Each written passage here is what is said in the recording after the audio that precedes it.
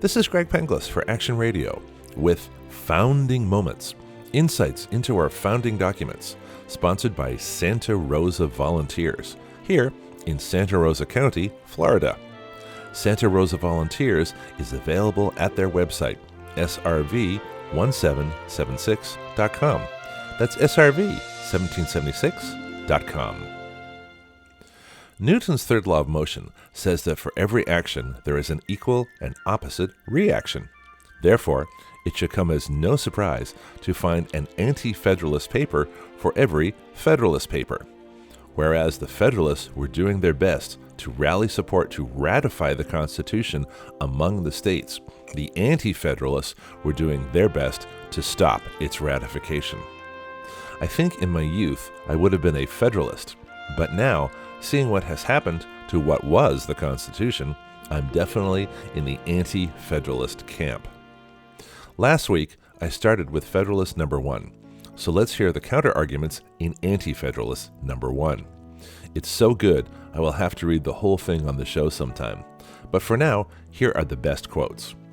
In this introduction, the anti-crowd didn't believe for a second that the federal government would be limited by the Constitution, that good and just people would be elected to high office, that they would honor their oaths to support and defend the Constitution, that laws would be passed to support the general welfare, but that a rich and powerful elite would eventually subvert the Constitution for their own means.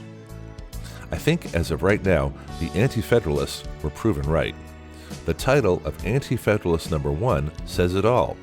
General Introduction, a dangerous plan of benefit only to the aristocratic combination. Here are some quotes. The people are the grand inquest who have a right to judge of its merits. The hideous demon of aristocracy has hitherto had so much influence as to bar the channels of investigation, preclude the people from inquiry, and extinguish every spark of liberal information of its qualities. Kind of sounds like we, the people, are getting left out of the process. The author, and we aren't really sure who the author is, says this of the Federalists, and those would be Mason, Hamilton, and John Jay, first Chief Justice of the Supreme Court. He said, "Those furious zealots who are for cramming it down the throats of the people without allowing them either time or opportunity to scan or weigh it in the balance of their understandings bear the same marks in their features as those who have been long wishing to erect an aristocracy in this Commonwealth of Massachusetts." Sounds like little has changed today, with a fraud in the White House, several bills in the trillions of dollars that no one in Congress has read, and illegal mandates, all in the name of COVID safety. They brand with infamy every man who is not as determined and zealous in its favor as themselves. Sounds like early cancel culture. I had rather be a free citizen of the small Republic of Massachusetts than an oppressed subject of the great American empire. It's interesting to contemplate where we would be without a federal government, and the states were self-governing nations. Oh, sure, there would be problems. But would those problems be greater than the tyranny that is coming down from the now national, not federal government? So, who exactly is the aristocratic combination? The usual suspects. Anti-Federalist 1 says, "These consist generally of the noble order of Cincinnatus, holders of public securities, men of great wealth and expectations of public office, bankers and lawyers.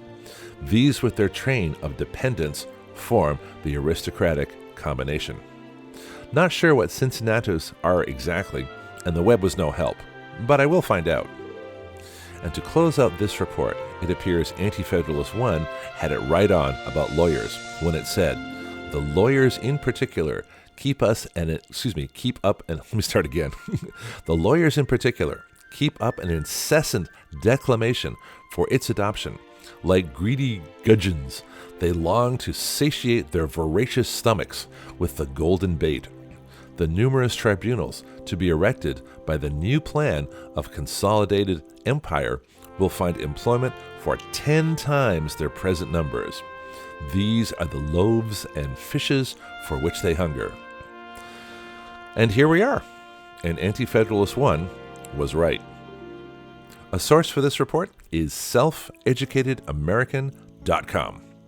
This is Greg Penglis for Action Radio with Founding Moments, sponsored by Santa Rosa Volunteers. Their website is SRV1776.com. That's SRV1776.com. Please share this report to anyone who needs it.